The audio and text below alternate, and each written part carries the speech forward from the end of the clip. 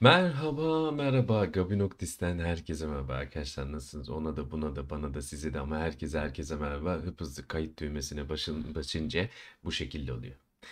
Umarım iyisinizdir. Keyifler iyidir. Şu God of War Ragnarok zaten çok az bir zaman kaldı ve az bir zaman kalmasına rağmen güzel güzel videolar bizi keyiflendiriyor.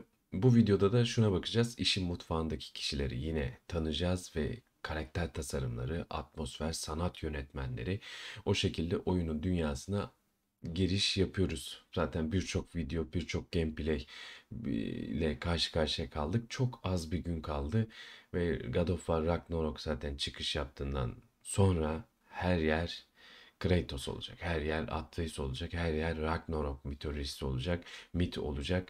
Daha çıkmadan bile o şekilde oldu. Keyifle izleyelim diyorum. Normalde dediğim gibi ben de izleyebilirim ama sizlerle birlikte izlemek hoş oluyor.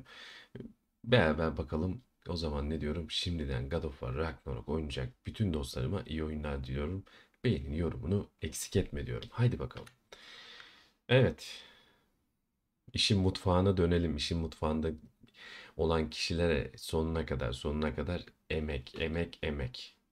Karşılığında da kat kat karşılığını alacaklar. Çünkü çok güzel bir oyun bizi bekliyor. Tabii bu oyunu oynayacak kişiler arasında olmayacağım. PlayStation yok bende ama ilerleyen yıllarda nasip olursa çok keyif alırız. Çünkü God of War 2018'i oynadım. Hatta kanalımın ilk video serisidir God of War 2018. Haydi bakalım, karakter tasarımları, atmosfer, sanat yönetmenlerine bakacağız. Tam gaz devam.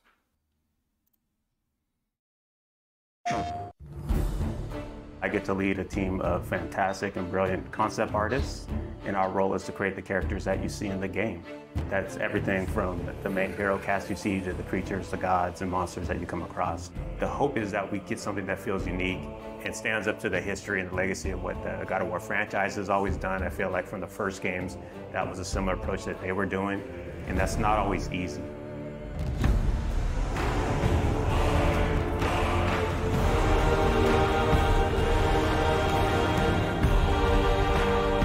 My name is Raf Grassetti. I'm the art director for God of War Ragnarok. Hi, my name is Marissa Coppert. I'm a character technical artist. Hi, my name is Angela Rico, and I am a senior character artist in God of War Ragnarok. Hi, I'm Della Longfish, and I am the lead of the character concept team at Santa Monica Studio. Come in. What in all yarns be the happened to him? As a character technical artist here at SMS, I rig most of the characters and props that you see throughout the world. As character artists, our job is to create 3D assets based on the beautiful concept art provided to us.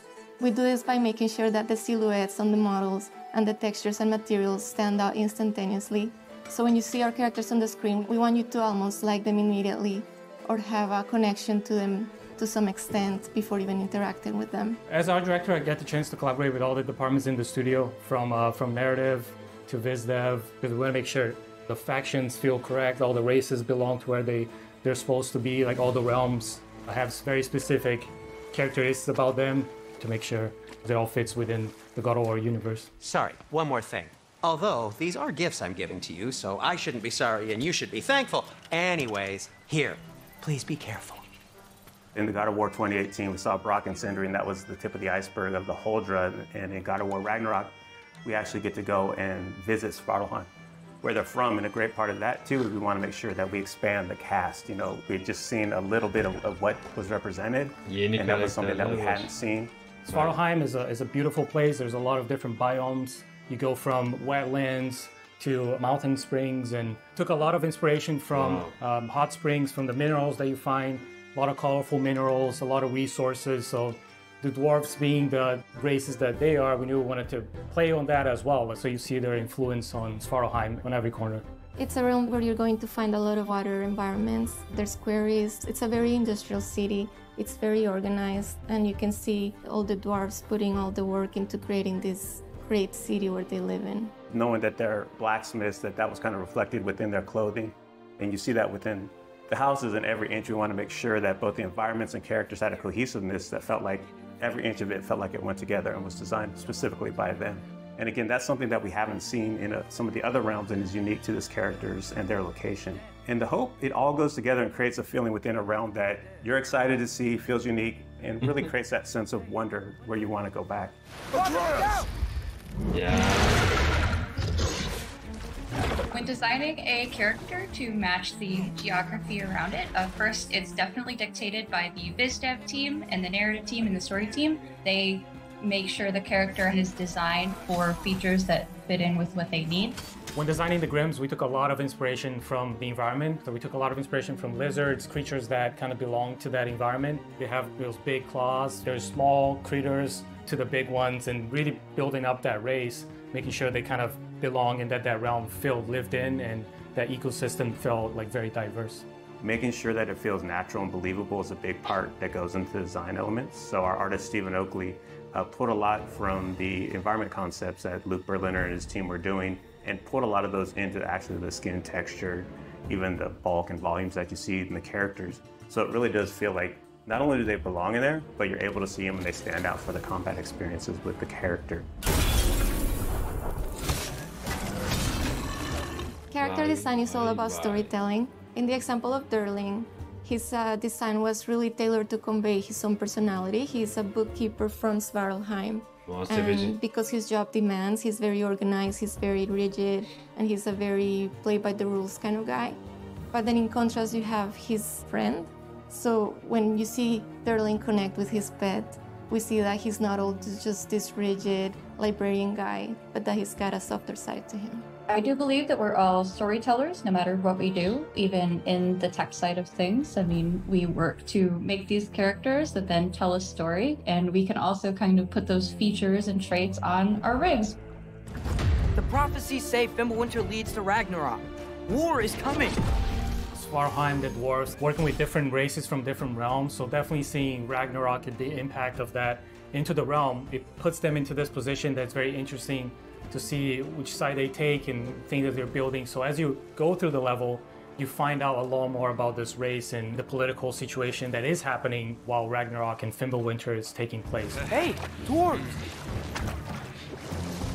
Oh. They're, running away. One thing that our hope is with the cast of characters within every realm is not that it's just enemies there to kill you. We want to feel believable and that there's a wide world out there, but we want to kind of plant these seeds within any cast of the realm that there's more outside of what you're playing. And we want the fans to feel like they can go back and really visit those areas and want to go explore. If the geysers and smell here are worse because of Fimbulwinter, maybe the earthquakes are too?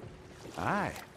Going into Svartalfheim, I'm really excited for players to experience all the new races that lived in that realm, how they play very different from anything we had before. There's wildlife, it's something that kind of goes unnoticed, but we took a lot of effort to make the realm feel believable.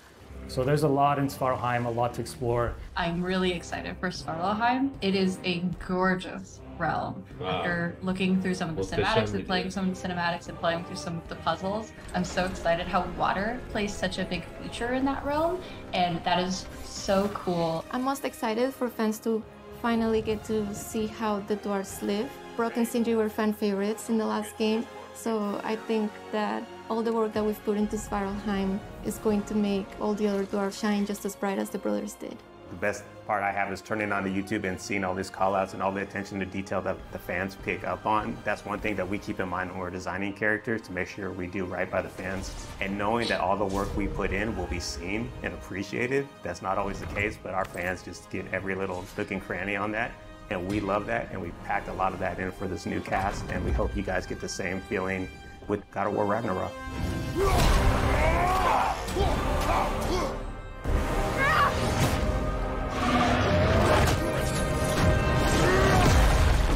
Muhteşem.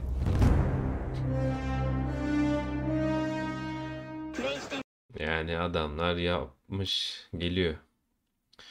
Sanat tasarımları, karakter tasarımları, canavar tasarımları tadından yenmez. Güzel.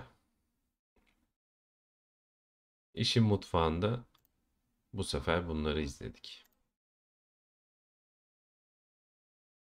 Dediğim gibi çok az kaldı ya.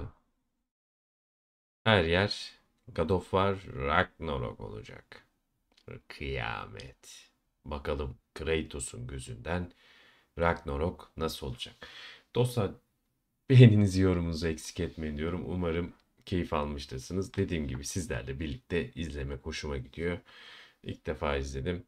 Bu şekilde güzel oluyor. Haydi bakalım, görüşmek üzere. Dikkat edin kendinize.